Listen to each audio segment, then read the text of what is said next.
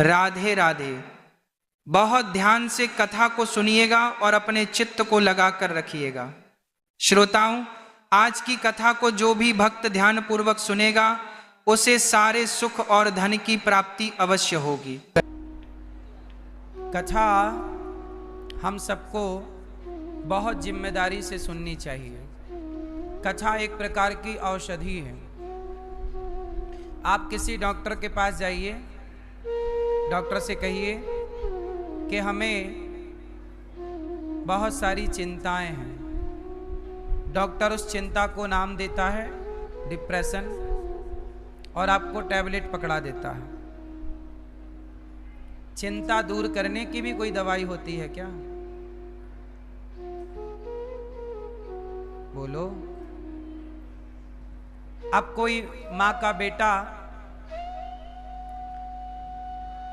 दुखी हो तो माँ दिन रात उस बेटे की चिंता करेगी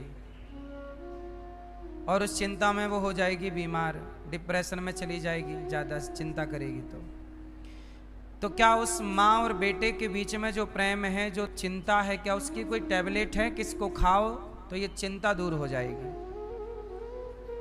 बोलो। लेकिन मेरे पास औषधि है। मेरे सदग्रंथों में, मेरे आचार्य चरणों के पास वो औषधि है।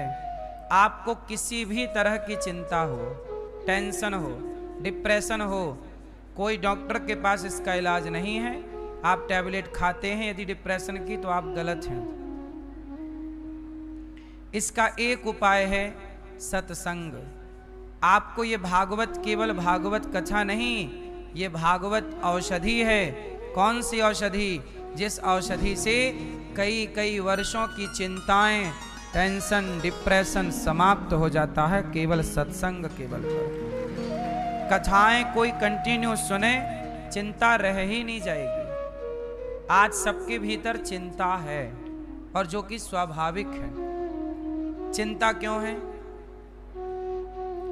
अच्छा ये बताओ, चिंता क्यों होती है? मैं एक मिनट में आप सबकी चिंताएं दूर कर सकता हूं। पहले आप मुझे चिंता क्यों होती है कारण बताओ। पहले बीमारी कहां से शुरू हुई, हम तुरंत उस पर प्रहार कर देंगे। बताओ चिंता क्यों होती है? आपको है ना चिंता? किस किस को चिंता है? घर की, परिवार की, किस किस को है? हाथ उठाओ। मतलब इतने लोग बीमार हैं और इतने लोगों की बीमारी इस कथा से हो जाएगी ठीक। ये सारी बीमारी ठीक हो जाएगी। आप कुछ ना करिए, केवल कथाएं सुनिए। कभी टेंशन, कभी चिंता हो तो बताइए। पर पहले आज मैं आपको पूछ रहा हूं कि बताओ चिंता होती क्यों है? आपको टेंशन क्यों है? किस बात की है? किस चीज की चिंता है? चिंता क्यों होती है? हैं? जिम्मेदारी किसके कंधे पर है? आपके। देखो चिंताएं क्यों होती हैं? चिंता इसलिए होती है क्योंकि आप ये मान लेते हो कि ये जिम्मेदारी मेरे ऊपर है, मैं कर रहा हूं। जब आप स्वयं को कर्ता मानोगे कि मैं करता हूं तो चिंता आपकी होगी। लेकिन जो व्यक्ति ये मान लेता है कि मैं नहीं करता, भगवान करा रहे हैं, तो आप निश्चिंत हो जाते हैं कि अब प्रभु जो कराएंगे बेहतर ही कराएंगे, हम तो उनके बन जाएं। जो व्यक्ति भगवान के चरणों में समर्पण कर देता है उसे चिंता क्यों होगी? अच्छा ये बताओ, आप में से कितने लोगों को भगवान पे भरोसा है? है तो हाथ उठाओ। ठीक है। अब चिंता किस किस को है? हाथ उठाओ। टेंशन, डिप्रेशन किस किस को है? अब ऐसा करो, अपना मैया शोर करने का नहीं बोला, समझने का विषय है। अपना मुंह फुलाओ ऐसे।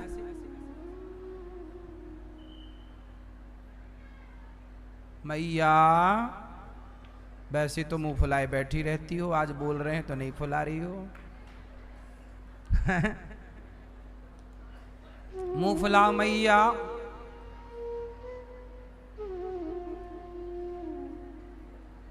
फुला मेरी मां। अब ठहाका लगाओ। अब ये दोनों काम एक साथ करके दिखाओ, मुंह फुलाना और ठहाका लगाना। क्या ये दोनों एक साथ हो सकते हैं? उसी तरह अभी आप लोगों ने कहा कि महाराज जी हमें चिंता है, टेंशन तो है, पर दूसरी तरफ आपने ये भी कहा कि हमें भगवान पर भरोसा भी है। एक बात बताओ, यदि भरोसा है तो चिंता किस बात की है? और चिंता है इसका मतलब आपका भरोसा कच्चा है, कमजोर है। अर्जुन का भरोसा कच्चा था या पक्का था? क्या अर्जुन को कोई चिंता थी?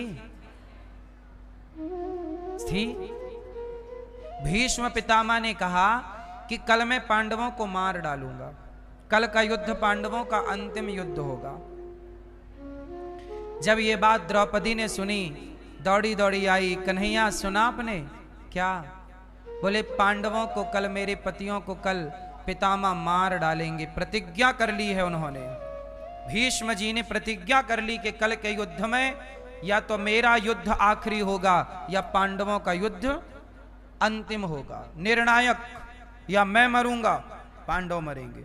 द्रौपदी बोली पितामह तो मर नहीं सकते क्योंकि इच्छा मृत्यु का वरदान है, पर पितामह से ये 5 पांडव जरूर मर जाएंगे। हे कन्हैया, हे गिरधर गोपाल, हे बांसुरी वाले, हे नंद नंदन, मैं हाथ जोड़ करके अपने सुहाग की भिक्षा मांगती हूँ। हे कन्हैया, मेरे सुहाग उजड़ने से बचा लो, मेरा सुहाग ना उजड़ने दो।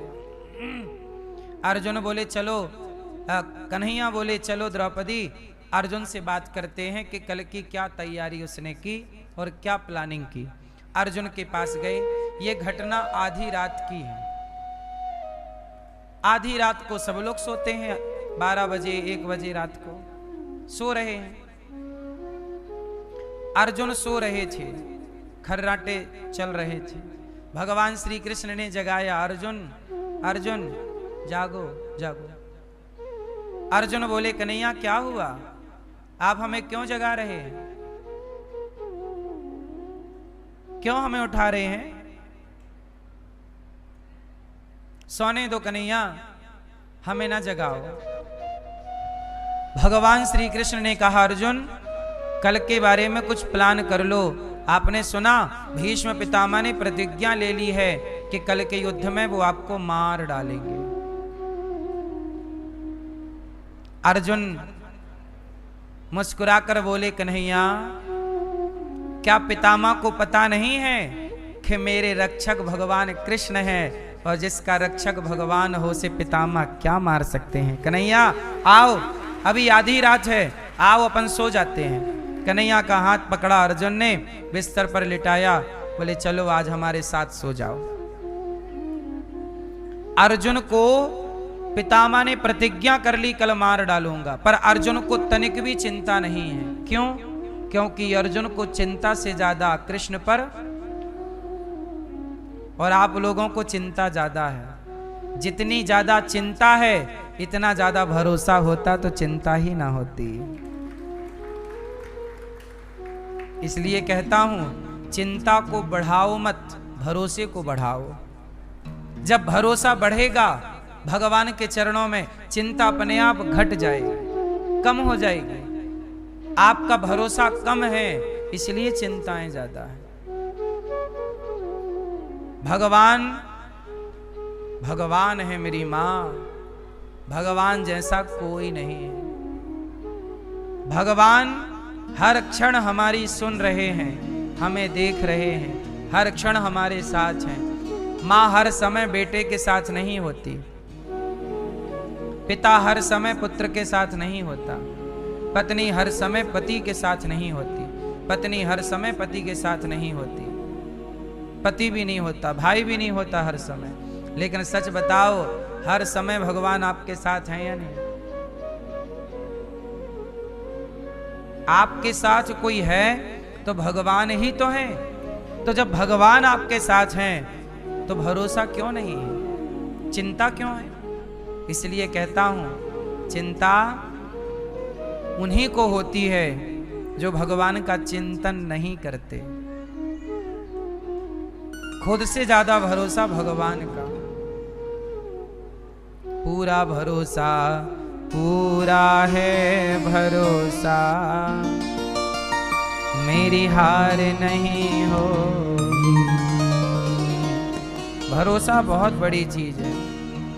प्रहलाद जी को भरोसा था तो खंबे से प्रकट हुए कि नहीं भगवान? द्रौपदी को भरोसा था तो चीर बढ़ाने प्रकट हुए कि नहीं?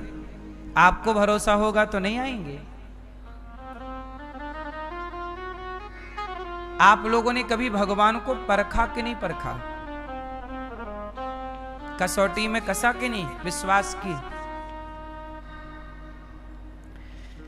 आप लोग भी ना कभी मन पड़े तो भगवान की परीक्षा लेके देख लेना। तुम्हारी परीक्षा लेने के बाद वो खरे उतरे तो भरोसा करना, नहीं उतरे तो अपना अपना रास्ता, जैसा जी करे वैसे करना। पर एक बार भगवान पे भरोसा जरूर करना। और भरोसा करने के पहले ना प्रैक्टिकल करना। मैं कोई ऐसे नहीं बोल रहा हूं कि नहीं जी मैं कहूं और आप कर लो, नहीं। आप लोग ऐसी भरोसा ना करना भगवान पर, पहले भगवान की परीक्षा करना।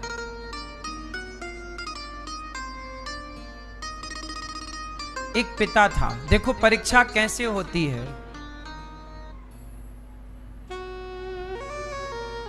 मैंने कई बार महसूस किया है कि भगवान मेरे साथ हैं। कई बार ऐसा लगता ही नहीं कि किसी क्षण भगवान मेरे से अलग हैं, ऐसा लगता ही नहीं।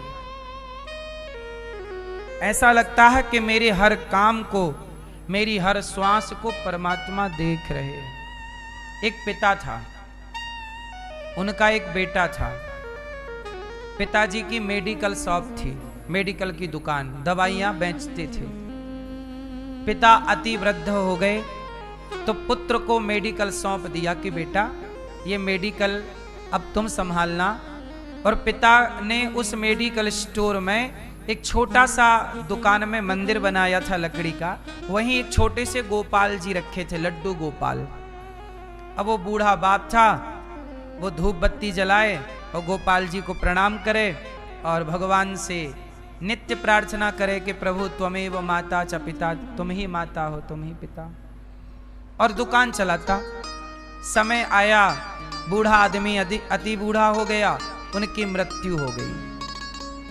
पर मरने के पहले उस बूढ़े ने अपने बेटे से कहा, बेटा तू विदेश में पढ़ के आया है, इसलिए तेरे मन में भगवान के प्रति कोई श्रद्धा नहीं है।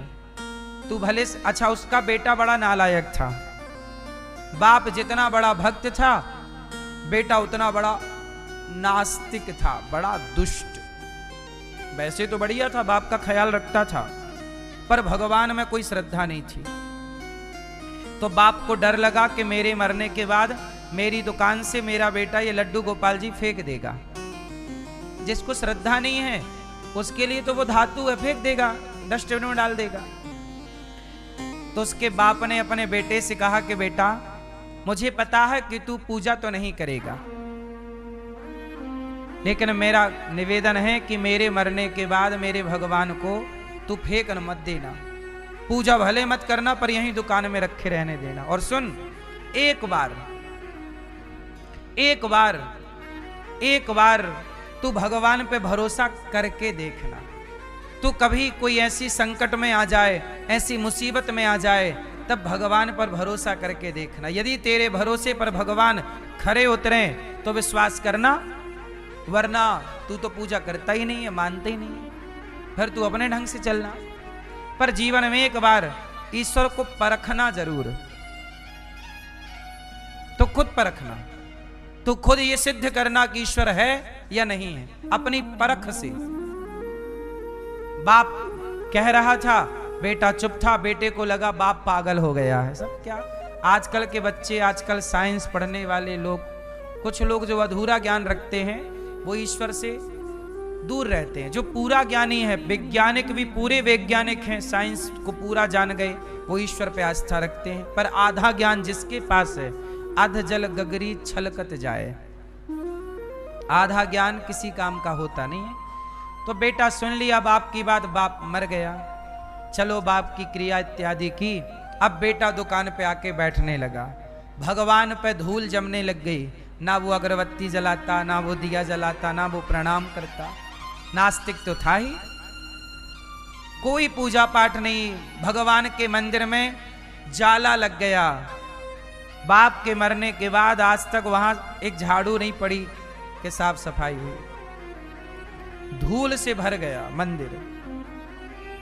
पर बाप ने कहा था हटाना मत, तो उस बेटे ने बाप की बात रखी और उसने हटाया नहीं। चलो बाप की बात मानता हूं, हटाऊंगा नहीं, पर मैं देखूंगा नहीं उस तरफ। तो जहां भगवान थे वो उस तरफ देखता भी नहीं था बेटा, और अपनी दुकान चलाता था, जो पैसा कमाता उससे अपने परिवार का पालन करता था, बाकी ठीक था बच्चा। एक दिन क्या हुआ, बारिश का मौसम था, ऐसे ही रिमझिम बारिश चल रही थी। उसके दोस्त आए तो वो दोस्तों के साथ दुकान के भीतर ताश खेलने लगा, ताश। तभी क्या हुआ मेरी माँ कि बगल की सोसाइटी में एक छोटा बच्चा था, उसकी माँ बर्तन धुलती थी लोगों के घर, और उसका केवल एक बेटा ही था 5 साल का, छोटा सा। माँ बर्तन धुलती और बेटे को पढ़ाती लिखाती, 5 साल का बच्चा था। माँ बेटे ही थे, तीसरा कोई नहीं था।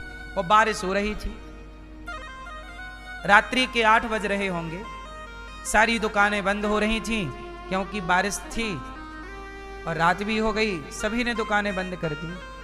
अचानक क्या हुआ कि वो जो बर्तन धुलने वाली एक स्त्री थी, उसको ना कोई बीमारी थी। तो डॉक्टर ने उसको बीमारी में बोला था कि उसको कोई ऐसी गंभीर बीमारी थी जिसे आप अटैक कह सकते हैं, कि अटैक जैसी कुछ और बीमारियां हो जिसमें मरने की संभावना ज्यादा है। अब जब उस माँ को पेट में कोई दर्द हुआ और मरने की स्थिति चली, तो बेटा रोने लगा, माँ क्या हो रहा है, आपको दर्द हो रहा है? तब माँ ने कहा, बेटा ये काम कर बेटा, ये तू पैसा ले और ये वाली, अच्छा डॉक्टर ने वो दवाई का पर्चा दे दिया था कि कभी तुम्हें कोई दिक्कत हो तो ये वाली दवाई मंगा लेना और ये खा लेना, तुम्हें राहत, समय से दवाई खा लोगी तो बच जाओगी वरना मर जाओगी। तो माँ मजदूर तो थी ही, बर्तन धुलती, पैसे उसने इकट्ठे किए, तो पैसे बेटे को दिए, बेटा ये लो, और कागज दिया, ये कागज लो, ये दवाई जल्दी लेके आओ। अब बेटा बहुत छोटा था, अब माँ का सवाल है, दवाई नहीं लाता तो माँ मर जाएगी। अब हुआ क्या कि बेटा बाजार में निकला दवाई लेने, पर सारी दुकानें बंद हो गई थी।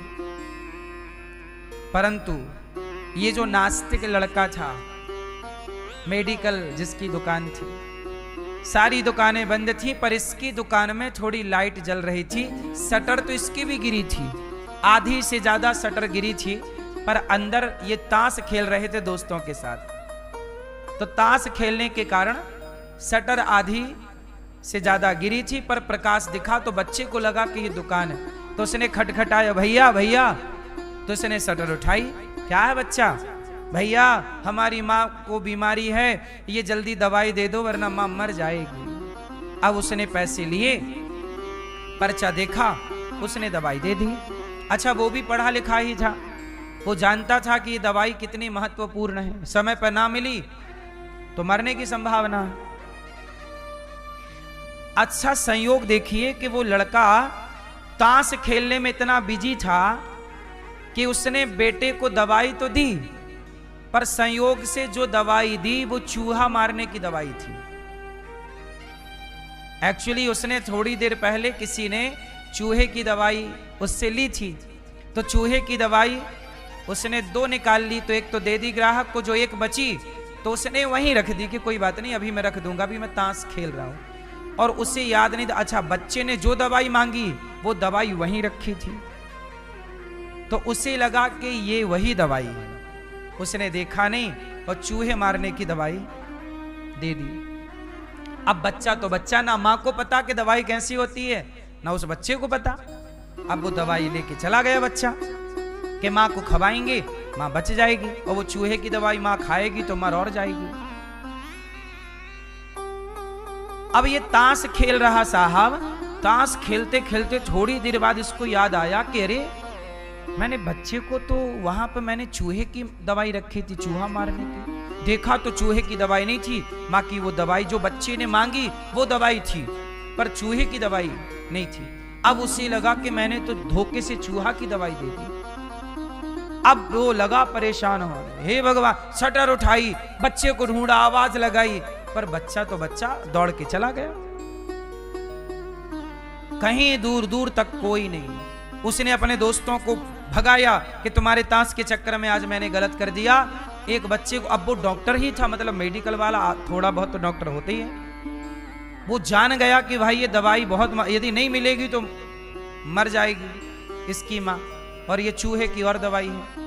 अब बेचारा वो परेशान होने लगा, वो दोस्तों को भगाया और चारों तरफ ढूंढा, पर वो बच्चा कहां से आया, कौन था, उसे कहां पता लगा, किस सोसाइटी का था, किस घर का था, इतने बड़े शहर में किस गली से वो आया, किस गली में घुस गया, कोई जानकारी नहीं। अब ये बेचारा रोने लगा कि हे, अब इसे बाप की बात याद आ गई कि यदि कोई बात, जब कोई बात तुमसे ना सुलझे तो जरा भगवान पर पुकार के देखना। आज पहली बार इस नास्तिक लड़के ने बाप की बात याद आई कि भगवान को कभी आजमा कर देखना, पुकार कर देखना, वो ना सुने तो फिर देखना। आज पहली बार ये श्रद्धा से अपने बाप के द्वारा जो गोपाल जी रखे थे छोटे से, उस ओर आज पहली बार श्रद्धा से नजरें डाली और कहा कि हे भगवान, वैसे तो मैं आपको मानता नहीं हूं, आप में मेरी कोई श्रद्धा नहीं है, लेकिन मेरे पिताजी कहते थे कि भगवान नाम की कोई चीज होती है, यदि आप होते हो तो आज जो मेरे से गलती हुई वो गलती सुधारने का आप मुझे एक मौका दे दो। वो बच्चा कहां से आया मुझे पता कैसे चलेगा, उस बच्चे की मां मर जाएगी तो बच्चा अनाथ हो जाएगा, और ये पाप मेरे से हुआ है, मेरी गलती से उसको चूहे की दवाई मैंने दे दी। हे भगवान, यदि आप हो, यदि मेरे पिता की बात सही है तो आप उसके मां की रक्षा करना और मुझे मेरी गलती सुधारने का एक अवसर देना। अभी वो भगवान से प्रार्थना कर ही रहा था कि वो बच्चा लौट के फिर से आ गया और फिर से दुकान भैया भैया क्या वो दवाई और है आपके पास? अब इसने पलट के देखा, वही बच्चा, तू वही बच्चा है ना जो थोड़ी देर पहले आया था? हाँ हाँ, तो मैंने तुझे जो दवाई दी थी वो माँ को खिला दी?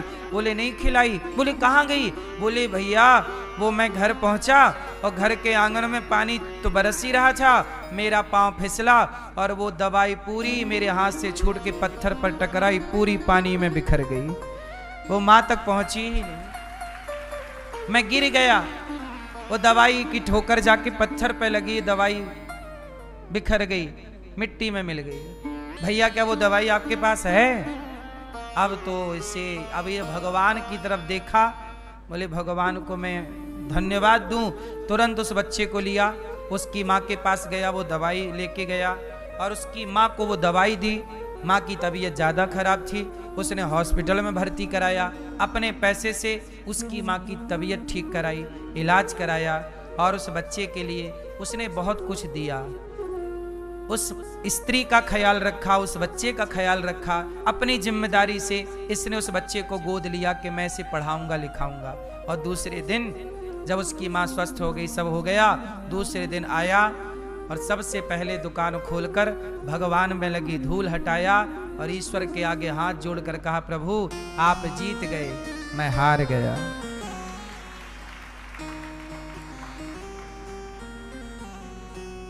आपको लगता है ये पीतल की मूर्ति है, ये क्या करेगी?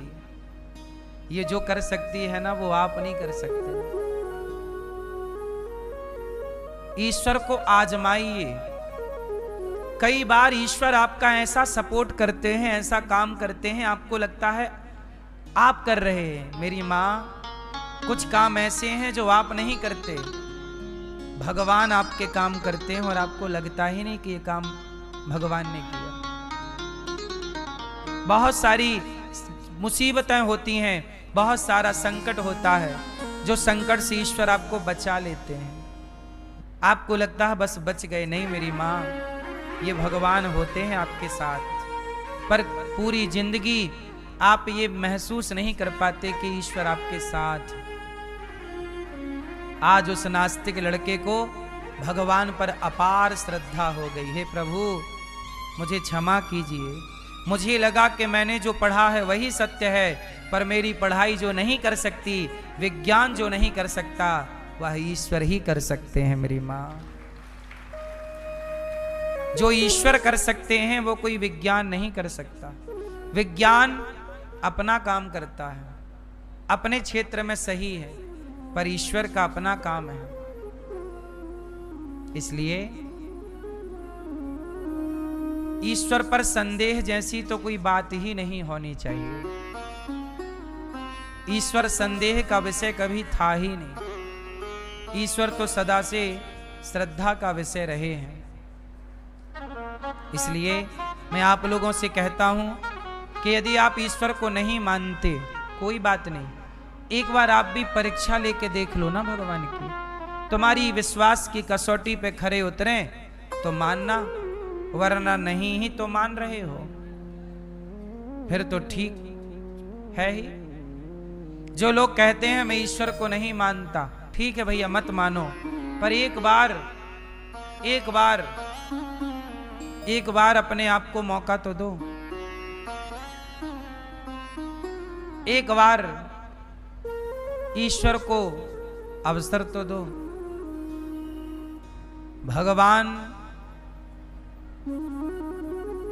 भगवान जो शक्ति है, जो तत्व है, वो हमारी और आपकी समझ के बहुत परे है। सच्चाई यही है कि हर क्षण भगवान की ही सत्ता काम करती है। मेरी मां, आज भगवान ने बांसुरी बजाई, गोपियों को बुलाया। उसके पहले नंद बाबा को वरुण लोक से लेकर आए और भगवान ने वरुण लोक में जाकर वरुण देवता को दर्शन दिया। ब्रजवासियों को बाद में बैकुंठ का दर्शन कराया और आज भगवान यमुना के तट पर खड़े होकर बांसुरी बजा रहे हैं। आज भगवान ने गोपियों को बुलाया। देखो, भक्त हमेशा भगवान को बुलाते हैं। जब भक्त भगवान को बुलाएं उसका नाम है भक्ति। जब भक्त भगवान को बुलाएं उसका नाम है भक्ति। पर जब भगवान भक्त को याद करने लग जाए, भगवान भक्त को बुलाने लग जाए, वो भक्ति की पराकाष्ठा है, भक्ति की परिपक्वता है। आज गोपियों ने भगवान को नहीं बुलाया। आज गोपियां अपना काम कर रही थी, गाय धो रही थी, बच्चे को दूध पिला रही थी, आंगन लीप रही थी। गोपियां अपने काम में बिजी थी। तब कन्हैया ने कहा, गोपियों तुम रोज मुझे याद करती हो, रोज मुझे बुलाती हो, आज हम तुम्हें बुलाएंगे। आज हम तुम्हें बुलाएंगे। और आज भगवान ने अपनी अधरों पे बांसुरी रखी और बांसुरी रख करके जो बजाई। गजब की बांसुरी बजती है वृंदावन बसैया की, करूं तारीफ मुरली की या मुरली के बजैया की। जहां चलता ना काम तीर और कमानों से, वहां बातें होती मुरली की तानों से। भगवान पिता रात्रि शरदोत्फुल्ल मल्लिका, वीक्षरन्तुं मनश्चक्रे योग माया मुपाश्रितः। आज भगवान ने यमुना के पुलिन तट पर खड़े होकर बांसुरी बजाई और गोपियों को बुलाया, आओ आओ। गोपियां काम कर रही हैं। देखो, जब सारी जिंदगी आप भगवान को बुलाते हो तो वो दिन जरूर आता है कि जब आप भगवान को नहीं, भगवान आपको याद करते हैं। जो भक्त सदा भगवान को याद करते हैं उन भक्तों को भगवान एक दिन जरूर याद करते हैं। कोटि होती है मैया, एक स्थिति होती है। क्या? जैसे मीरा है, मीराबाई ने सारी जिंदगी भगवान को याद किया, भगवान के लिए तड़पी, भगवान के लिए रोई। क्या होगा? अगले बार जब द्वापर युग आएगा, अभी जैसे कलयुग चल रहा, कलयुग के बाद कौन सा युग आएगा? कलयुग के बाद आएगा सतयुग, फिर सतयुग आएगा, फिर त्रेता आएगा, फिर आएगा द्वापर। तो जब अगला द्वापर आएगा तो उस द्वापर युग में जो आज की मीराबाई है, वो अगले तीसरे युग में, द्वापर युग में मीराबाई भगवान कृष्ण की गोपी बनकर प्रकट होगी और भगवान उसे रास के लिए बुलाएंगे। जैसे आज बांसुरी बजा रहे हैं तो गोपियों को पुकार रहे हैं, ऐसे आप में से कोई स्त्री जो भगवान से अत्यधिक प्रेम करती हो या कोई पुरुष करता हो, तो जब हम आज से प्रेम करेंगे तो आज की भक्ति से हमारा नंबर तब आएगा। अब आप कहो कि जैसे मीराबाई ने आज कलयुग में भक्ति की, तो कलयुग के बाद त्रेता सतयुग आएगा, तो उस सतयुग में कहां रहेगी मीराबाई? त्रेता में कहां रहेगी? तो वो जब तक कृष्ण को नहीं पा जाती तब तक प्रेम पूर्वक वो भगवान के धाम में ही रहेगी। मोक्ष जिसे आप कहते हैं, मोक्ष एक धाम है, मोक्ष के बाद वहां भक्त रहते हैं। और जब दूसरी लीला होती है तो उस लीला में वही मोक्ष वाले लोग पुनर्जन्म लेकर के। अब आप कहोगे मोक्ष वाले का जन्म नहीं होता? नहीं, वो जन्म नहीं है, वो तो भगवान की आज्ञा से पुनः उस लीला में सम्मिलित होने आए ना। इसलिए कहते हैं भैया भक्ति करो, उस भक्ति के बल पर ही तुम्हारा यह मानव तन जीवन सार्थक होगा। भगवान की भक्ति ही यह जीवन सफल बना सकती है। मीराबाई ने भक्ति की, क्या गलत किया? सूरदास जी ने भक्ति की, क्या गलत किया? और तुम जो कर रहे हो क्या सही कर रहे हो? तुम क्या कर रहे हो? तुम केवल खा रहे हो पेट भर, नींद भर सो रहे हो और बच्चे पैदा कर रहे हो। इससे ज्यादा आप क्या करते हैं? आपकी पूरी जिंदगी में आप 3 काम करते हैं, बढ़िया खाते हैं, बढ़िया सोते हैं और बच्चे पैदा करते हैं। भोग विलास में उलझे रहते हैं। 3 काम आपके हैं, चौथा काम हो तो बताओ। इसी 3 काम को करने में आपने पूरा जीवन समाप्त कर दिया। मैं आपसे पूछता हूं, यहां जितने बूढ़े लोग बैठे हैं, 70 प्लस वाले, 80 प्लस वाले, पूछो इन लोगों से कि भैया आपने क्या पाया इस जिंदगी में? सवाल है, क्या पाया आपने? मैया दादाजी जाग रहे हैं, सो रहे हैं? राम राम। ये जिंदगी में आप लोगों से मेरा सवाल है, आज तक की इस जिंदगी में आपने क्या पाया? उत्तर दो, सबसे पूछ रहा हूं। मैया क्या पाया आपने आज तक? क्या मिला आपको? क्या पाया? चलो ये बताओ, क्या खोया? क्या पाया ये आप बता दो। क्या खोया आपने ये मैं बताऊंगा। क्या पाया आपने? जन्म लिया तो माँ बाप पा गए, माँ बाप पाए, 20-25 साल तक माँ बाप रहे, उसके बाद हो गई शादी ब्याह तो पत्नी पा गए, पति पा गए।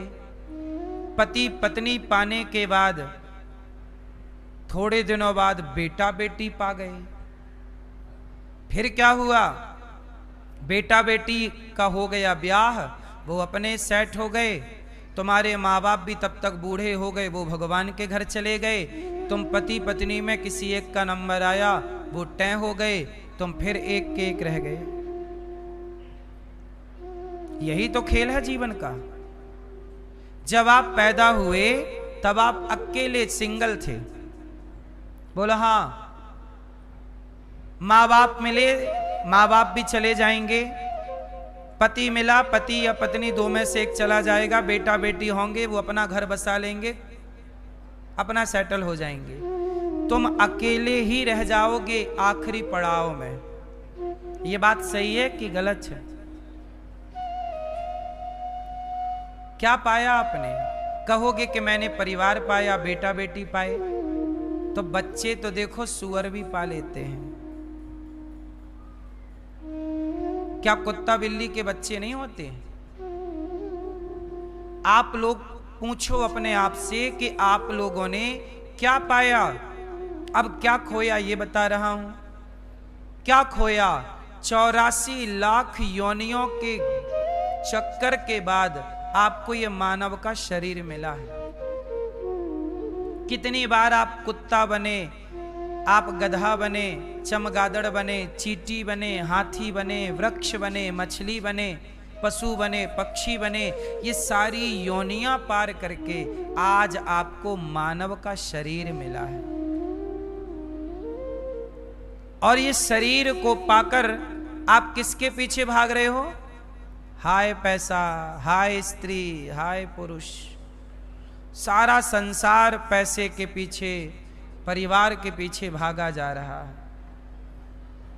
क्या आपने मानव शरीर परिवार को पाने के लिए पाया था? क्या मानव शरीर की सार्थकता पति को पाने की है, पत्नी को पाने की है? चलो बताओ, ये मानव शरीर किसे पाकर के सार्थक होगा? पैसा पाकर होगा, परिवार पाकर होगा, या प्रभु को पाकर होगा? यदि परिवार और पैसा मायने रखता तो मीराबाई तो एक राजा की बेटी और एक राजा की बहू थी। पर वो पैसे कौड़ी से मन को हटाकर उन्होंने गिरधर गोपाल से नाता जोड़ा कि नहीं? भगवान से मन लगाया कि नहीं? यदि पैसे को महत्व देती मीरा, तो क्या मीरा के पास पैसे और सोना चांदी की कमी थी? पति भोजराज था, परंतु मीराबाई ने परिवार से, पैसे से अधिक महत्व कृष्ण को दिया। वो जान गई कि भगवान को पाना ही इस मानव शरीर की सार्थकता है। इस शरीर को पाकर, आप लोगों से कहूं, ये शरीर को पाकर यदि आपने भगवान को नहीं पाया तो फिर सब कुछ पाना बेकार है।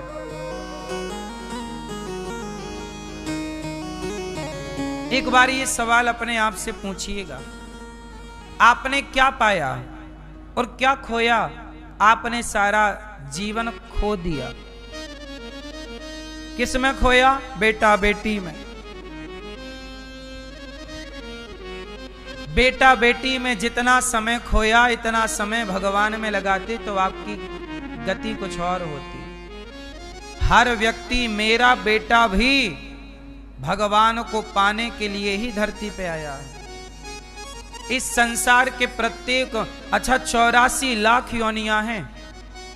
इन योनियों में किसी योनियों के पास भगवान को पाने की ताकत नहीं है। हो तो बताओ, क्या कुत्ता भगवान को पा सकता है? कुत्ता कर ले भजन, कर ले सत्संग, कर ले कुत्ता दान पुण्य, किसी को खवाए रोटी, कुत्ता किसी का भला नहीं कर सकता। 84 लाख योनियों में कोई भी प्राणी, कोई भी जीव भगवान को नहीं पा सकता। एक मानव का शरीर ऐसा है जिस शरीर को पाकर ईश्वर को पाया जा सकता है। इसलिए ये मानव शरीर जो है, इससे परिवार तो चलाइए, पैसे तो कमाइए, पर ये शरीर की प्राथमिकता भगवान को पाना है। परिवार पैसा तो आएगा ही, जाएगा कहाँ? अच्छा एक बात बताओ, किसान जब खेत में गेहूं बोता है तो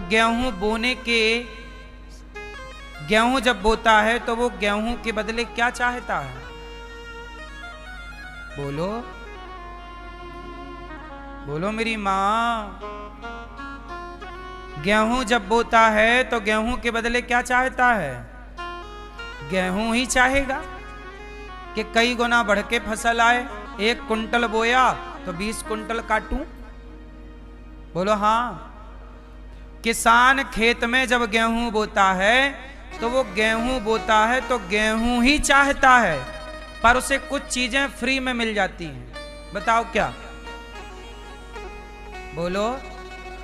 जब गेहूं बोएगा तो गेहूं तो काटेगा, गेहूं तो पाएगा, पर जो भूसा है गेहूं का भूस वो फ्री में उसे मिलेगा।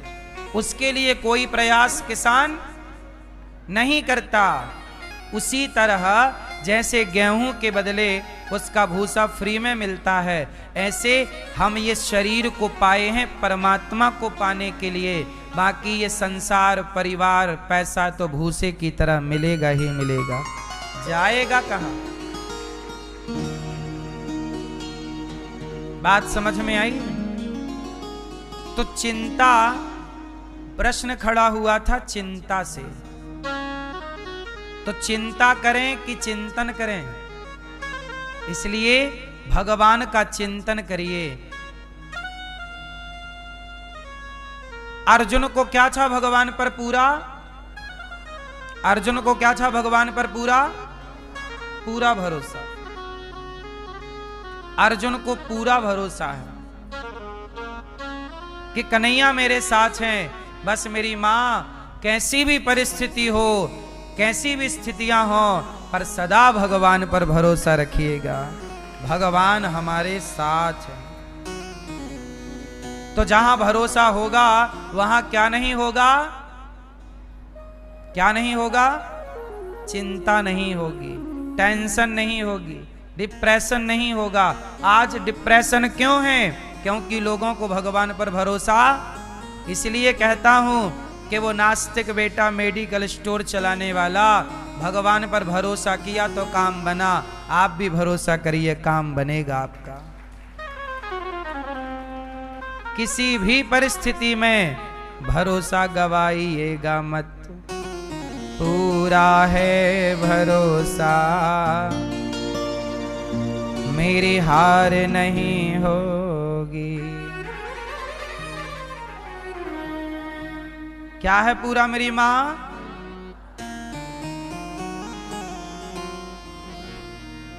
कैसा भरोसा रखिएगा?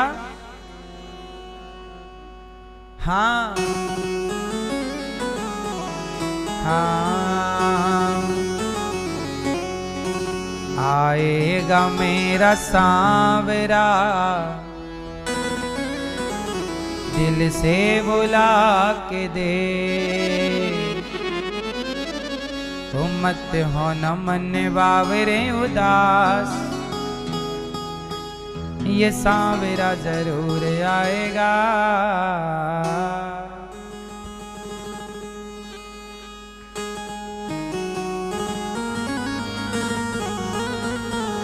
तो मन में रखना विश्वास, ये सांवरा जरूर आएगा।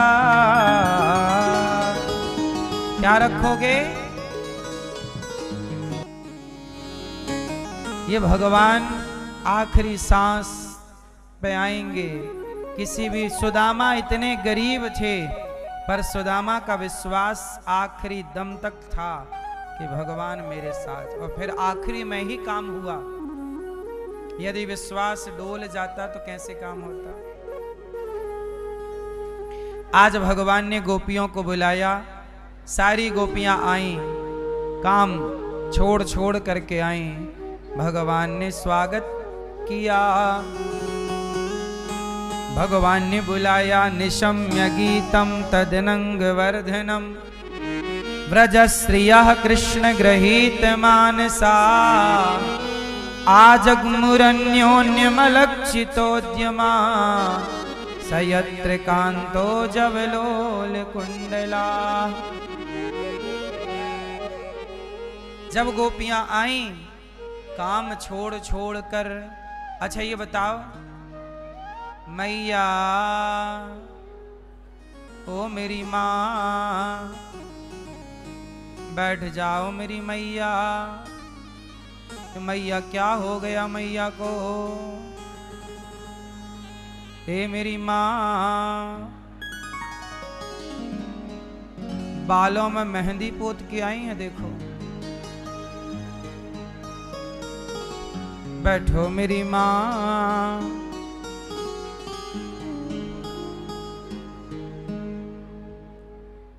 सुनो,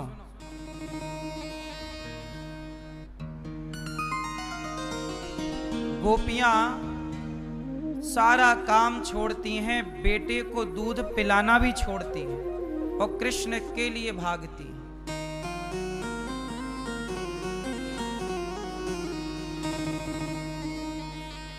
एक बात बताओ, गोपियों ने अपने पुत्र को छोड़ दिया, पति को छोड़ दिया कृष्ण के लिए, तो अपने पति, अपने पुत्र, अपना कर्तव्य छोड़ना ये सही है?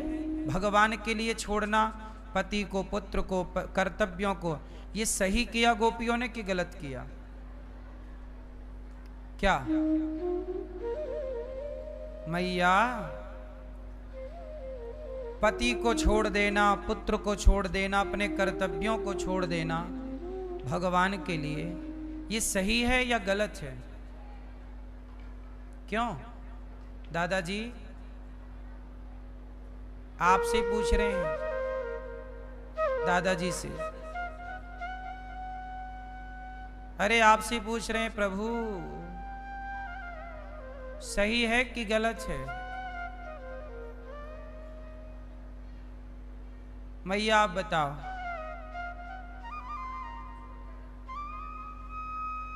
ठीक है, आप बताओ बेटा, सही है कि गलत है?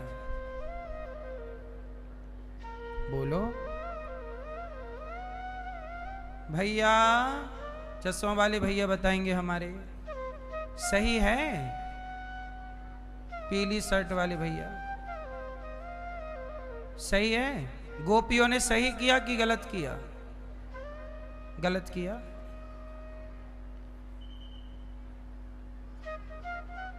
मैया आप बताओ, गलत किया गोपियों ने?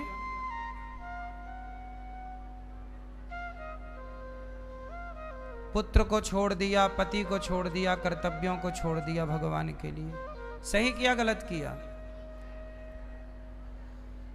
गलत किया। गलत। मैया कह रही है गलत है। आपके बगल वाली मैया बताएंगे गोपियों ने सही किया कि गलत किया? पर्पल मैया बताओ मेरी माँ। गलत? गलत किया है? थोड़ा जोर से। भगवान का नाम लेते रहते, छोड़ने की क्या जरूरत है? अच्छा एक बात बताओ, ये सब कुछ एक दिन छूटेगा कि नहीं छूटेगा? तो भगवान के लिए छोड़ देना गलत कैसे है? आप नहीं छोड़ोगी तो भी छूटेगा, पर भगवान के लिए जीते जी यदि ये सब छूट जाए और छूट के हम भगवान में समर्पित हो जाएं, यही तो है भक्ति की पराकाष्ठा। और एक बात बताएं मेरी माँ, जो आप कह रही हो नाम लेते रहो, अब तो लगे रहो घर में। सच्चा भक्त होगा। एक बात बताओ, आम का फल पेड़ को पकड़ के ही रखता है कि छोड़ता भी है? कहो पर्पल मैया। कब छोड़ता है? जब तक कच्चा है तब तक वो पेड़ को पकड़ के रखता, और पक जाने पर छुड़ाना नहीं पड़ता, अपने आप छूट जाता है। जिस दिन आपकी भक्ति पक जाएगी, पति पुत्र परिवार पैसा छोड़ना नहीं पड़ता, अपने आप छूट जाता है। ये गोपियां कौन थी मेरी मां? वो पकी हुई भक्त थी। अभी आपको बड़ा टाइम लगेगा उस स्थिति तक पहुंचने में। उस स्थिति की बातों में भी अभी उस लाइन में नहीं है। सोचिए हम लोग कितने पीछे हैं। हम लोग परिवार को महत्व देते हैं, पैसे को महत्व देते हैं, पर गोपियों ने भगवान को महत्व दिया। इसलिए द्वापर की गोपियों की बात आज कलयुग में भी हो रही है। इसलिए, और जो पैसे परिवार को महत्व दे रहे हैं उनकी बात पड़ोसी भी नहीं करता। और मीरा ने परिवार पैसे को महत्व ना दिया तो आज तक मीरा की चर्चाएं हो रही हैं। हाँ मेरी मां, पैसा परिवार तो पकड़े ही हो, आपके बाल भी पक गए फिर भी पकड़ी हो, और पकड़े 100 साल अभी और जिंदगी आपको मिल जाए गिफ्ट में, तो उन 100 साल में भी आपका मन हट जाए तो बताना। समझदार हैं वो, एक दिन तो सब छूटेगा,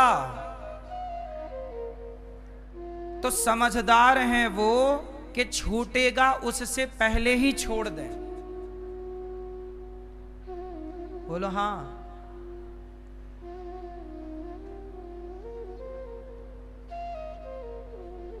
जगत को छोड़ देना समझदारी है या नहीं? और भगवान को पकड़ लेना समझदारी है या नहीं? अब आप लोग क्या कहते, बस नाम लेते रहो, नाम छोड़ो मत, कुछ पकड़े रहो संसार को, और नाम भगवान सीताराम सीताराम सीताराम सीताराम। अब भगवान बुलाएंगे तो कैसे जाओगी? पकड़ी तो यहां हो।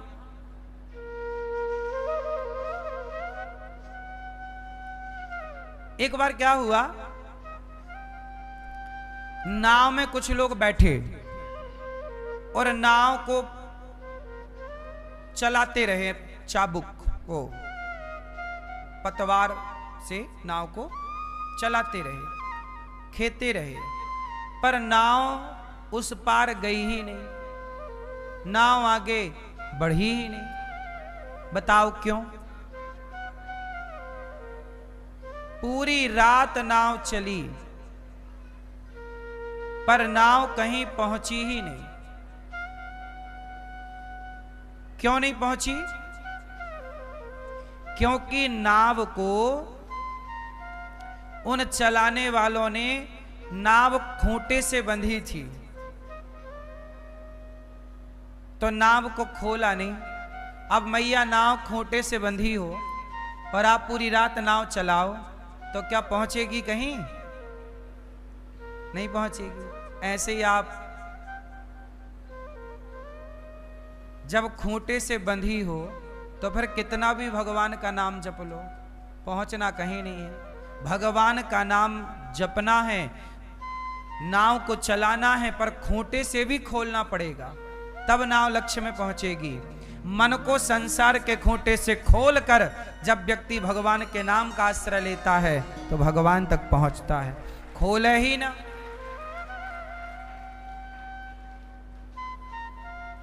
इसलिए अपने को खोलना पड़ेगा। क्या करना पड़ेगा? हाँ मेरी मां, तो गोपियां सही थीं और ये मैया गलत बता रही है।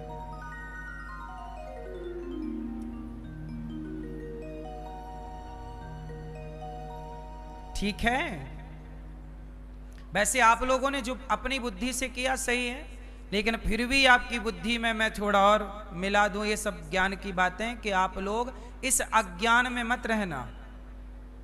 ये अज्ञान का कुलंदा है, ये अज्ञान बहुत लोगों के भीतर होता है। आपसे मेरी यही विनती है, इस अज्ञान को जितने जल्दी हो बाहर निकालो। भगवान बताइए, भरत जी ने, राम के भाई भरत जी ने भगवान के लिए अपना राज्य सिंहासन छोड़ा कि नहीं? यहां तक कि माता कैकई को माता कहना छोड़ दिया, परंतु राम को नहीं छोड़ा। इसलिए ना भरत का नाम आदर से लिया जाता है। रावण ने क्या किया? राम को छोड़ दिया, सीता मैया को चुरा लिया। राम है नारायण, सीता है लक्ष्मी। लक्ष्मी का पुजारी तो है रावण, लक्ष्मी को चाहता है पर नारायण को नहीं चाहता। ऐसे लोग जो केवल लक्ष्मी को चाहते और नारायण को नहीं चाहते, ऐसों की लंका में आग लग जाती है। अकेले लक्ष्मी की पूजा ना करना, रावण ने किया था, नाश हो गया। नारायण के, अच्छा जरा सोचो कि रावण ने राम को भी चुरा लिया होता और सीता मैया को भी चुरा लिया होता और दोनों को चुरा के अशोक वाटिका में रखता, तो बताओ रावण के पुतले जलाए जाते फिर? बोलो मेरी मां। रावण ने यदि राम को भी चुरा लिया होता, बोलो हां, तो रावण का यश घटता कि बढ़ता? पर किसको चुराया? सीता मैया कौन है? लक्ष्मी। इसलिए लक्ष्मी जी का वाहन है उल्लू। तुम अकेले लक्ष्मी को बुलाओगी, उल्लू पे आएंगी, उल्लू बना के चली जाएंगी। और जो नारायण के साथ लक्ष्मी जी आएंगी, वो उल्लू पर चढ़कर नहीं आएंगी, वो गरुण जी पर चढ़कर आएंगी और वो सदा रहेंगी। लक्ष्मी जी के दो वाहन हैं, एक उल्लू और दूसरा, जब भगवान के साथ लक्ष्मी चलती हैं नारायण के साथ, तो गरुण जी पे चलती हैं, और जब अकेली चलती हैं लक्ष्मी जी तो उल्लू पे चलती हैं। इसलिए आपसे मेरी विनती है कि भगवान को पुकारोगे तो भला होगा। भगवान के लिए सब कुछ छोड़ दिया विभीषण ने। जब छोड़ा तो सब कुछ भी मिला और राम भी मिले। तो जो भगवान की ओर बढ़ता है उसे भगवान भी मिलते हैं और संसार भी मिलता है, और जो भगवान को छोड़कर संसार के पीछे भागता, ना उसे भगवान ही मिलते ना संसार का सुख ही मिलता। वो हो जाता है धोबी का कुत्ता, ना घर का।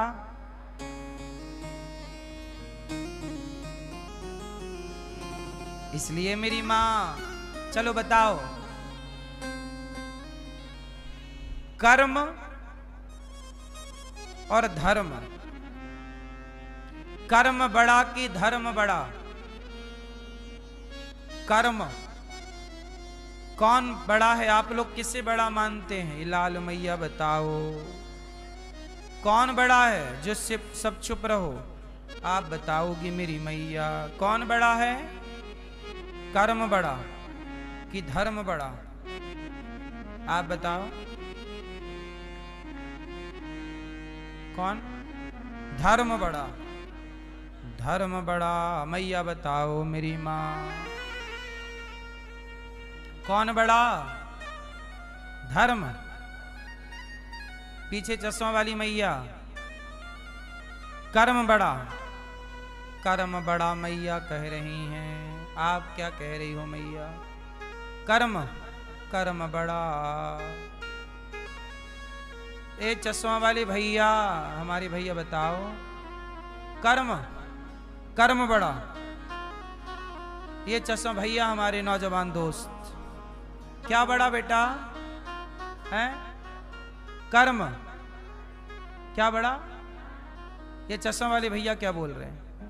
कर्म, कर्म बड़ा। आप क्या कहते हैं? कौन बड़ा है? धर्म बड़ा कि कर्म बड़ा? ये भैया बताएंगे।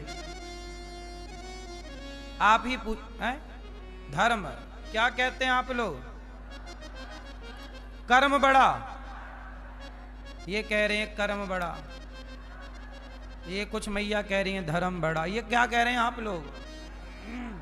क्या बड़ा? कर्म, धर्म, कर्म, ये भी कह रहे हैं कर्म बड़ा। पीछे वाले क्या कह रहे हैं भगत? क्या बड़ा? कर्म। ठीक है, कर्म बड़ा। कर्म को कितने लोग बड़ा मानते? कर्म बड़ा। कितने लोग हाथ उठा के कर्म का समर्थन? कर्म बड़ा। अब कितने लोग धर्म बड़ा? सुनो, अब कर्म बड़ा कि धर्म बड़ा, ये डिसीजन कौन करे, डिसाइड कौन करे, डिसीजन कौन ले? आओ बात करते हैं। आप लोगों ने अपना अपना मत रख दिया, कर्म बड़ा कि धर्म बड़ा। धर्म की वोट ज्यादा थी, कर्म की वोट कम थी। पर अब डिसाइड करते हैं क्या बड़ा। सुनो, जो लोग कहते हैं कर्म बड़ा है, तो उन लोगों को ये बात समझनी है कि ये बताओ, यदि कर्म बड़ा है तो फिर कसाई पापी हुआ कि पुण्यात्मा? नहीं। यदि कर्म बड़ा है तो पापी कैसे है? वो तो अपना कर्म ही कर रहा है। यदि कर्म बड़ा है तो बलात्कारी बलात्कार कर रहा है, अपना कर्म ही तो कर रहा है। फिर चोर चोरी कर रहा है, उसका कर्म ही चोरी करना है, तो उसका चोरी करना भी गलत कैसे हुआ फिर, यदि कर्म बड़ा है तो? यदि कर्म बड़ा है तो शराबी शराब पीता है, पूछो क्या कर रहा है? भैया मैं तो अपना कर्म कर रहा हूं। तो शराब पीने वाला अपना कर्म ही तो कर रहा है, तो फिर वो गलत कैसे हुआ? भाई साहब बता रहे हैं, समझ में आ रही है ना? इसका मतलब ये हुआ कि इस धरती पर जो लोग जो कर रहे हैं वो कर्म ही तो कर रहे हैं। छोटा बच्चा दूध पी रहा है, क्या कर रहा है? वो अपना कर्म कर रहा है। आप पिला रही हो, क्या कर रही हो? आप अपना कर्म कर रही हो। अब ये कर्म जो हो रहा है, अब ये सही हो रहा है कि गलत हो रहा है? चोर चोरी का कर्म कर रहा है, ये सही है कि गलत है? बलात्कारी बलात्कार का कर्म कर रहा है, ये सही है कि गलत? ये सही गलत का निर्णय कौन लेगा? ये सही गलत का निर्णय लेने के लिए ही धर्म होता है। इसलिए आटा की रोटी बनाने से पहले आप लोग आटा को क्या करते हो? चलनी में चालते हो, और चलनी में चालने के बाद आटा दो भागों में डिवाइड हो जाता है। चोकर अलग हो जाता है और साफ आटा अलग हो जाता। उसी प्रकार धर्म वह चलनी है जो कर्म को चाल करके ये देखती है कि कौन सा कर्म करने योग्य है और कौन सा कर्म करने योग्य नहीं है। तो जो कर्म करने योग्य है वो करना धर्म है, और जो कर्म करने योग्य नहीं है वो करोगे तो वह अधर्म है।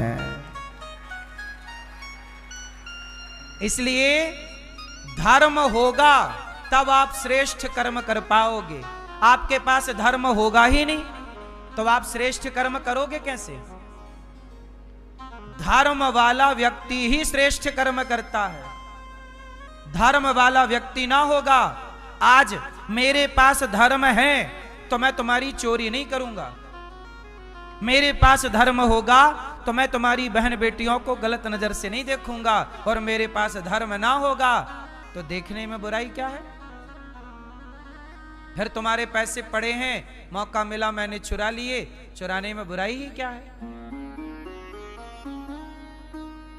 मेरे पास धर्म होगा तो 1 लाख पड़ा हो या 1 करोड़ पड़ा हो मैं नहीं देखूंगा उसकी तरफ, क्योंकि मेरे भीतर धर्म नाम की जो चीज है वो मुझे अधर्म करने से रोकेगा। इसलिए कर्म 2 तरह के होते हैं, एक कर्म वो अच्छे कर्म और एक बुरे कर्म। अब अच्छे कर्म हम करें कि बुरे कर्म हम करें, ये हमें आदेश कौन करेगा? धर्म ही तो बताएगा। जिनके भीतर धर्म जिंदा है वो अच्छे कर्म कर रहे हैं। माताओं की सेवा ये दास करता है, क्यों? क्योंकि मेरे भीतर भी धर्म जिंदा है। मर गया उनके भीतर का धर्म जिन्होंने माताओं को घर से निकाल दिया। कर्म तो उन्होंने भी किया था मां को घर से निकालने का, यह भी तो एक कर्म था।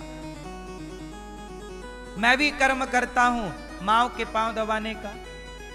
उन माओ के पांव दबाता हूं जिन माओ से मेरे खून का कोई रिश्ता नहीं, पर मेरे पास धर्म है तो मैं धर्म युक्त कर्म कर रहा हूं।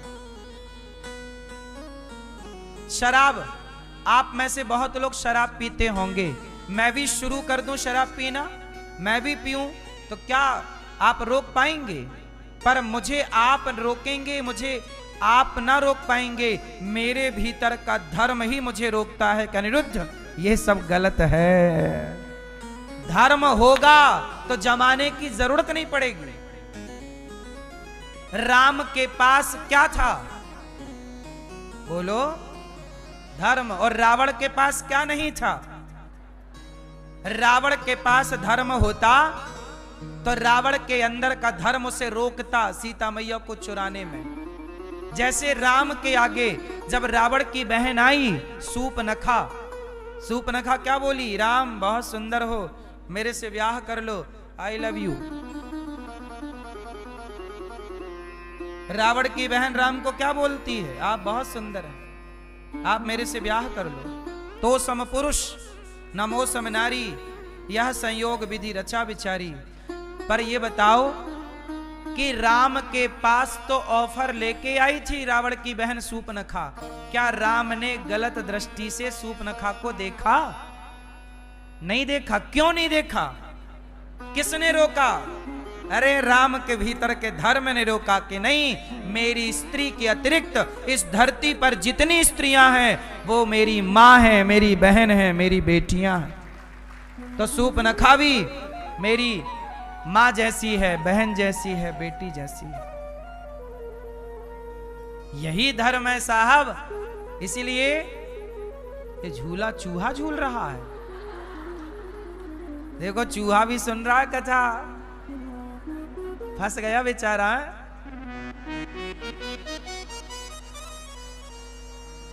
मस्त।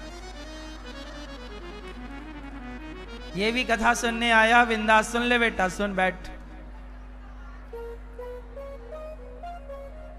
सुनने दो चूहे को कथा।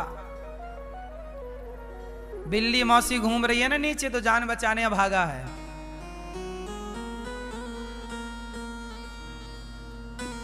सुनो तो बताओ क्या बड़ा, क्या बड़ा भैया? कर्म बड़ा, कर्म बड़ा। तो कसाई यदि गाय काट रहा है तो वो अपना कर्म ही तो कर रहा, फिर आपके हिसाब से गैया काटना सही है कसाई का? क्योंकि कर्म बड़ा कह दोगे तो कसाई बोलेगा भैया मैं अपना कर्म कर रहा हूं, फिर मुझे गलत क्यों कह रहे हो? क्यों भैया? कर्म, कौन सा कर्म बड़ा? कौन सा कर्म बड़ा? जिस कर्म में धर्म हो तो धर्म युक्त कर्म ही बड़ा है, वरना कर्म अकेला बड़ा। अकेला कर्म करने निकलोगे तो नाश करा देगा तुम्हारा कर्म। इसलिए कर्म पहले करने से पहले ये देखो कि हम जो कर रहे हैं वो धर्म है या नहीं।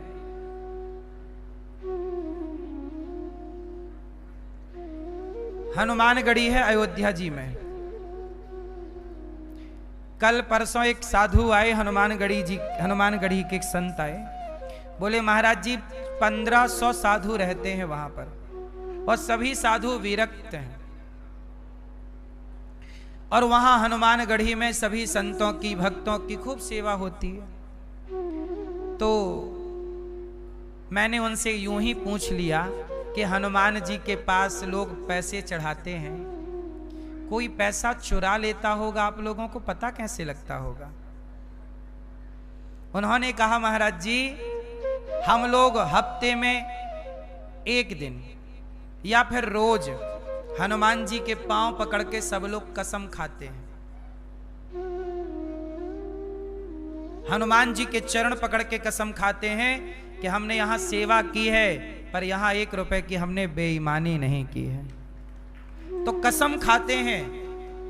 तो जो दिन भर भगवान का नाम जपते हैं, राम राम राम राम सीता राम सीता राम, जो साधु बने हैं क्या वो झूठी कसम खाएंगे?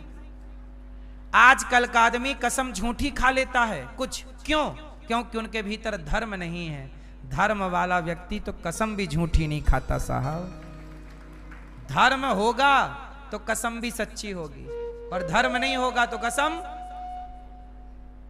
आजकल अदालतों में गीता पे कसम खा रहे हैं, मैं गीता पे हाथ रख के कहता हूं जो कहूंगा सच कहूंगा। गीता पे कसम वो खा रहे हैं गीता की जो गीता का एक अक्षर नहीं जानते, जो गीता के बारे में जानते नहीं, पढ़ते नहीं।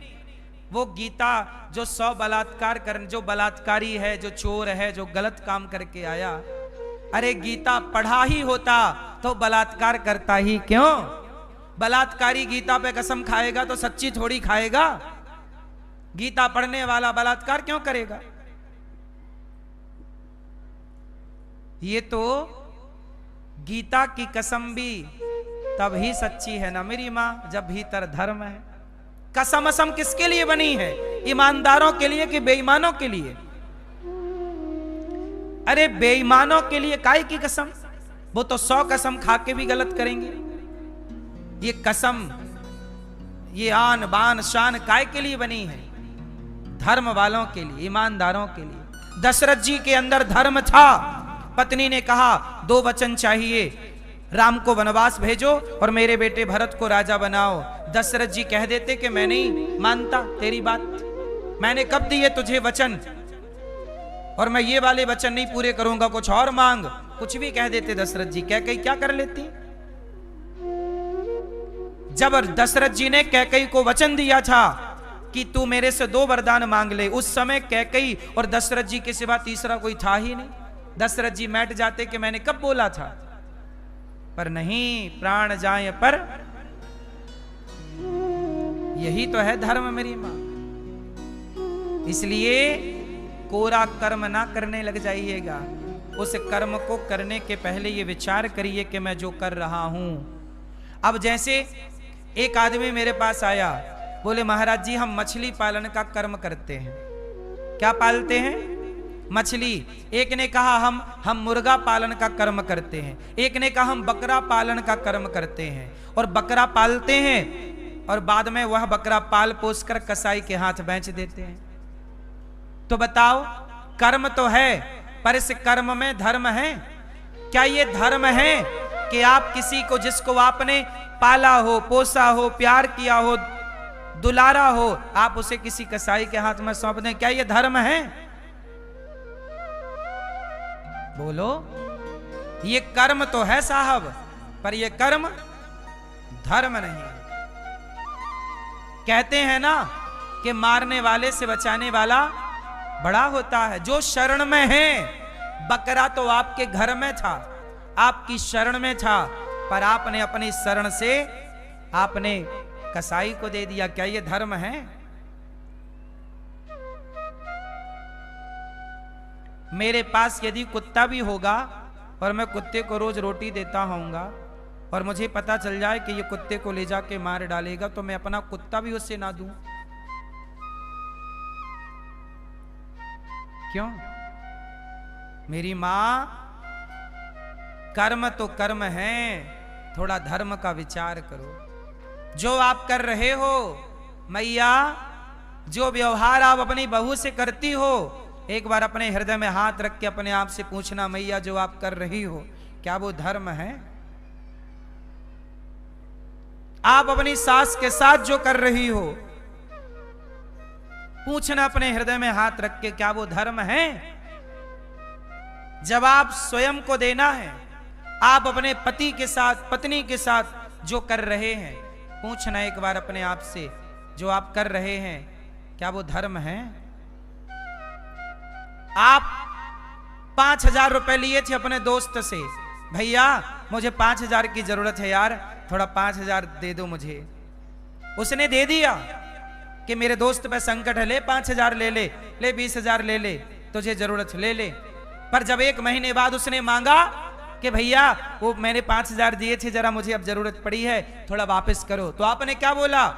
मैं खा के भागा जा रहा हूं क्या? अब आप अपने दिल में हाथ रख के बताओ, आपने ये जो शब्द बोला, क्या ये बोलना धर्म था? किसी और को धोखा मत दो, आप तो अपने स्वयं को धोखा दे रहे हैं। आपकी मुसीबत में जब उसने 5,000 दिए तो जब उसने मांगे तो तुमने क्यों नहीं दिए? तुम कितने दोगले और कितने नमक हराम हो गए। क्या ये धर्म है?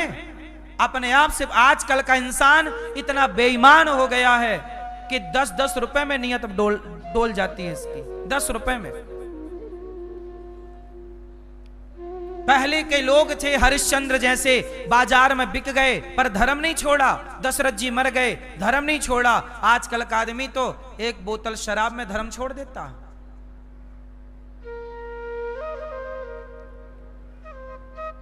अब ये इंसान कहां है? इसलिए मेरी मां, धर्म बहुत अच्छी चीज है। धर्म आपको गिरने नहीं देता। राम के पास दौलत नहीं थी, राम के पास संपत्ति नहीं थी, वनवास में केवल धर्म था। और रावण के पास संपत्ति थी तो संपत्ति वाले रावण के पुतले जलाए जाते हैं और धर्म वाले राम के मंदिर बनाए जाते हैं। इसलिए कहता हूं, जाने ना देना धर्म, करना लोभ मत धन धाम का। और धर्म ही जाता रहा तो धन रहा किस काम का। बात समझ में आई? बोलो हां कि ना। तो क्या बड़ा है मेरी मां? क्या बड़ा है? धर्म बड़ा है।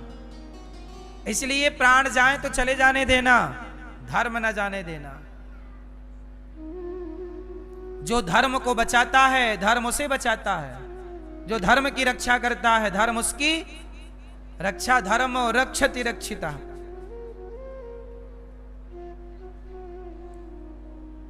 ये वेद पुराण धर्मात्माओं के चरित्र से भरा पड़ा है। इसलिए राम चरित्र मानस है, रावण चरित्र मानस नहीं है। राम का चरित्र है, रावण का चरित्र नहीं है।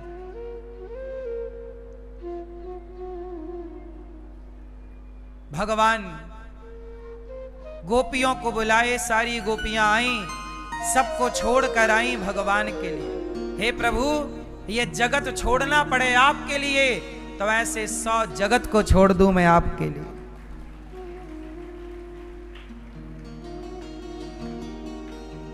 भगवान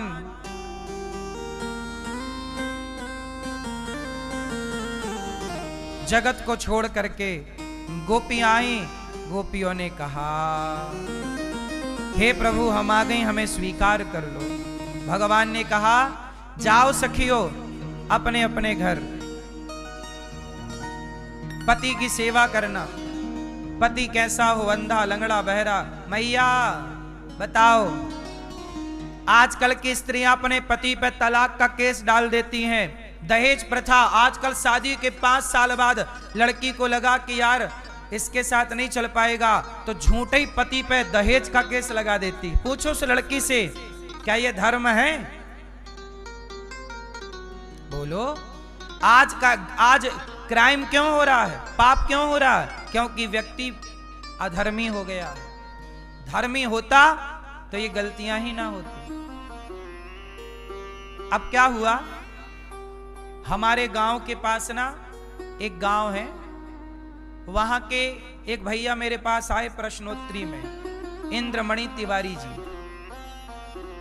उन्होंने कहा, महाराज जी हमारी 18 एकड़ जमीन है पर हमारी शादी नहीं हो रही है। हमने पूछा कितने साल के हो? बोला 45 साल का हूं। मैंने कहा शादी ब्याह ना करो, भजन करो। उन्होंने कहा नहीं नहीं हमें तो विवाह करना है। अब सोचो क्या हुआ, ये घटना है अप्रैल की। अब उसने मेरे से प्रश्नोत्तरी में पूछा कि क्या मेरा विवाह हो जाएगा? 45 साल का हो गया हूं, 18 एकड़ जमीन है, इंद्रमणि तिवारी नाम है। हुआ क्या कि उस आदमी का वीडियो किसी ने सुन लिया तो एक मुस्लिम लड़की हिंदू बनी और उसने पहले एक आदमी से ब्याह किया तो वो अपने पति पत्नी खुश थे, पर उन लोगों को चाहिए था पैसा। तो उन्होंने इंद्रमणि तिवारी की ये वीडियो देखी कि इस आदमी को विवाह करने का मन है और इसकी 18 एकड़ जमीन है। तो सोचिए, कुशीनगर के पास उस लड़की ने उसको बुलाया, इंद्रमणि तिवारी को, कि आप आओ, हम आपसे विवाह करेंगे। और उस लड़के ने विवाह भी किया, जबकि वो ऑलरेडी किसी की पत्नी थी। विवाह किया, ये अभी की नई घटना है, अभी न्यूज पे चल रही है, और अभी 2-4 दिन के अंदर का केस है। तो क्या हुआ, उस लड़के ने उसे बुलाया और शादी भी की, मांग भी भरवा ली। अब इंद्रमणि तिवारी को तो लगा कि जी अपना ब्याह हो गया, तो उस लड़की ने लिखवा लिया कि आपके मरने के बाद आपकी संपत्ति मेरी होगी, और लिखवा लिया। उस आदमी ने भरोसा कर लिया, चल मेरी पत्नी बन गई है तो अब सब तेरी है। बेचारे ने लिख दिया और लिखवा कर, और इसने बोला था कि जब ब्याह करने आना तो कुछ जेवर कुछ पैसे ले आना, तो पैसे भी लेके गया था। अपनी 1 एकड़ जमीन गिरवी रख के गया था, 1.5 लाख रुपया, 1.5 लाख पैसे के, कुछ जेवर कुछ पैसे। क्या किया, उस लड़की ने शादी का झांसा दिया और उसे मार दिया, मार डाला, मर गए वो इंद्रमणि तिवारी। अब पूछो उस लड़की से कि तुमने जो किया उसके साथ क्या यह धर्म था? यदि इंसानों के भीतर धर्म जिंदा होता तो ऐसी घिनौनी हरकत कोई करता ही क्यों? ये घिनौनी हरकत, घिनौने अपराध हैं ही इसलिए क्योंकि आजकल के इंसानों के भीतर का धर्म मर चुका है। अब वो जेल में है, पकड़ी गए। वो लड़की मुसलमान थी, हिंदू बने, फिर दोनों पति पत्नी की साजिश थी कि घर बैठे इसे मार देंगे, इसकी संपत्ति हड़प लेंगे। पर कोई ना देखे, विधाता तो देख ही रहा है। अपराधी ये भूल जाता है कि भगवान देखने वाला है, भूल जाता है। जितना भी अपराध आज बढ़ रहा है केवल इसलिए कि लोग बेईमान हो गए, ईमानदारी समाप्त हो गई। इसलिए कहता हूं, अपने बच्चों को ईमानदार बनाओ, धर्मात्मा बनाओ, धर्मवान बनाना बच्चों को। धर्म वाला बेटा ही अपने माँ बाप को सुख दे सकता है, धर्म वाला पति ही पत्नी को सुख दे सकता है। अरे तुम्हारा पति, अब बहुत सारी स्त्रियां मेरे से कहती हैं, गुरुजी हमारे पति का चक्कर चल रहा है पड़ोसन के साथ। अब पूछो उस पति से कि क्यों, ये धर्म है? तुम अपनी पत्नी के होते हुए पराई स्त्री के ऊपर नजर रखे हो। पूछो, तुम अपनी छाती पे हाथ रख के बताओ, भैया क्या जो तुम कर रहे हो वो धर्म है? तुम अपनी पत्नी को धोखा दे रहे हो पराई स्त्री के चक्कर में, क्या ये धर्म है? अब बताओ, ये लोगों का धर्म मर गया तब ना पराई औरत के चक्कर में पड़ गए। राम का धर्म जिंदा था तो सीता के वनवास के बाद भी राम ने दूसरा विवाह नहीं किया।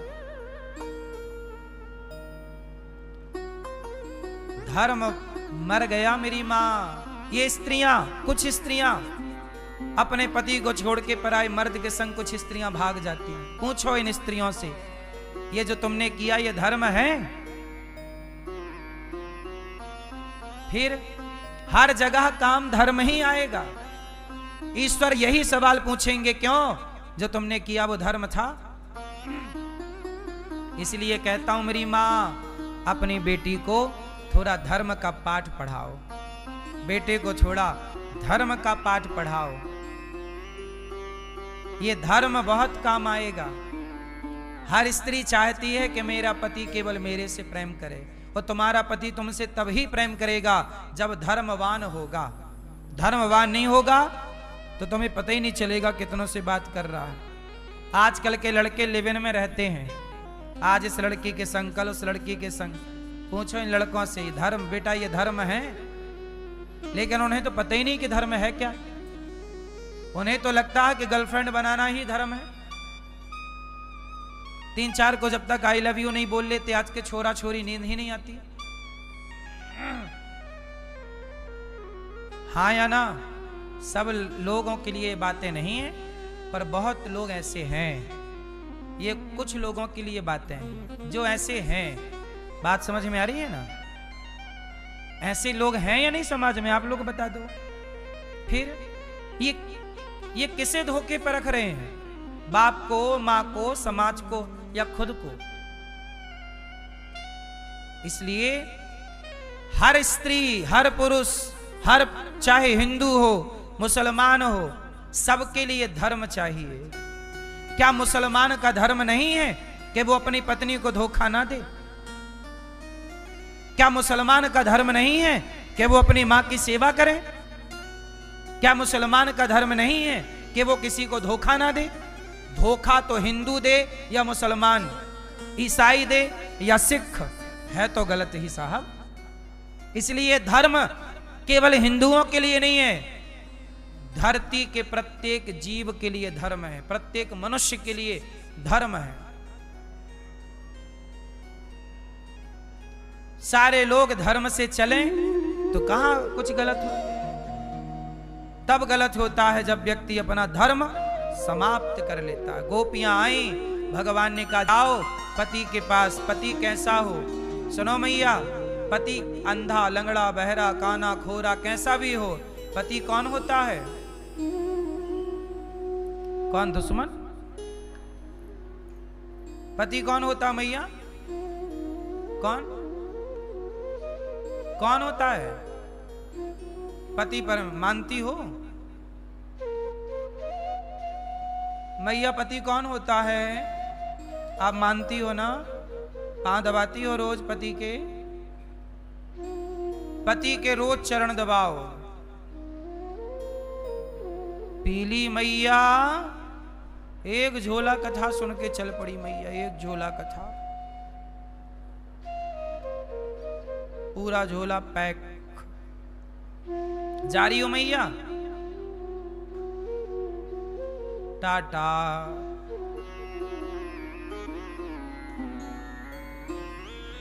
सुनो, पति क्या होता है? पति परमेश्वर तुम ही मेरे मंदिर, तुम ही मेरी पूजा, तुम ही देवता हो, तुम ही देवता हो।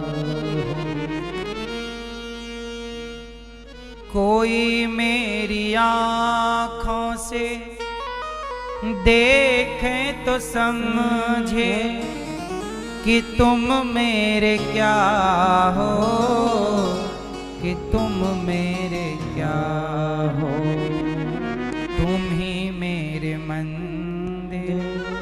पति कौन है? भगवान। इसलिए नारियों को क्या चाहिए? पति की सेवा। आजकल स्त्रियां पति पर समर्पण कर लें तो घर स्वर्ग बन जाए, पर पति पे कहां समर्पण कुछ स्त्रियां कर पाती हैं। पति पे समर्पण नहीं है, प्रेमी में समर्पण है। तो प्रेमी के चक्कर में पति को खल्लास कर दिया। बोलो हाँ।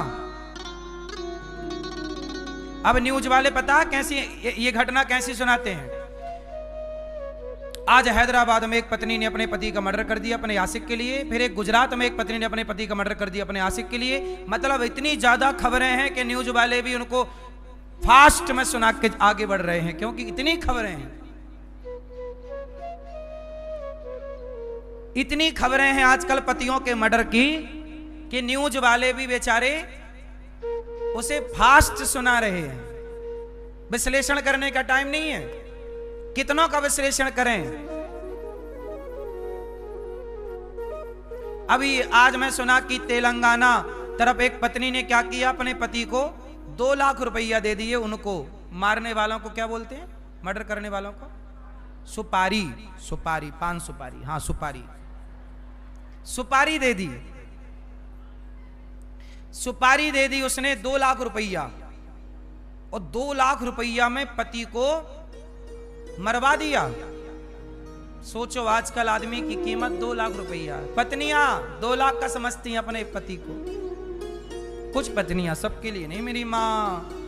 ये बात केवल उल्टा स्त्रियों के लिए है। पतिव्रता नारियों का तो यह दास पूजन करता है। नारियां 2 तरह की होती हैं। एक नारियां सीता अनुसुईया जैसी पतिव्रता, ये नारियां समाज में पूजती हैं। और दूसरी नारियां ऐसी होती हैं जो पतियों का मर्डर करके ड्रम में पैक कर देती हैं। 2 लाख में मरवा दिया मेरी माँ। सोचो, जब वो स्त्री जब खुद मां बनेगी, उसके बेटे को कोई 2 लाख में मरवा दे, कैसा लगेगा उसे? लेकिन अब कौन समझाए, इसलिए मेरी माँ, बेटियों को थोड़ा बढ़िया बढ़िया संस्कार दो मेरी माँ, वरना तुम्हारा बेटा जो है ना, वो ना ड्रम में पैक हो जाए।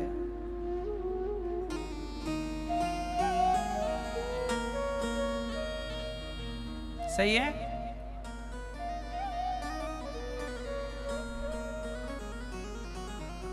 तो मेरी मां, धर्म क्या है उस पर चलना। पति कैसा हो, पत्नी का धर्म है पति की सेवा करना। और पति का धर्म क्या है? पति का धर्म है कि वो पत्नी का सम्मान करें, पत्नी की इज्जत करें। पत्नी भी भगवान है। पत्नी कौन रूप है? भगवान नारायण का एक रूप है, मोहिनी अवतार। तो स्त्री भी मोहिनी भगवान है। स्त्री अपने पति को मोहित कर लेती है। तो स्त्री के भीतर भी नारायण है और पुरुष के भीतर भी नारायण है। कुल मिला के तुम दोनों एक नारायण और एक लक्ष्मी है। तो लक्ष्मी नारायण एक दूसरे का सम्मान करें, तब गृहस्थी चलती है। आदर करो, अपमान अनादर ना करो, है ना मेरी माँ?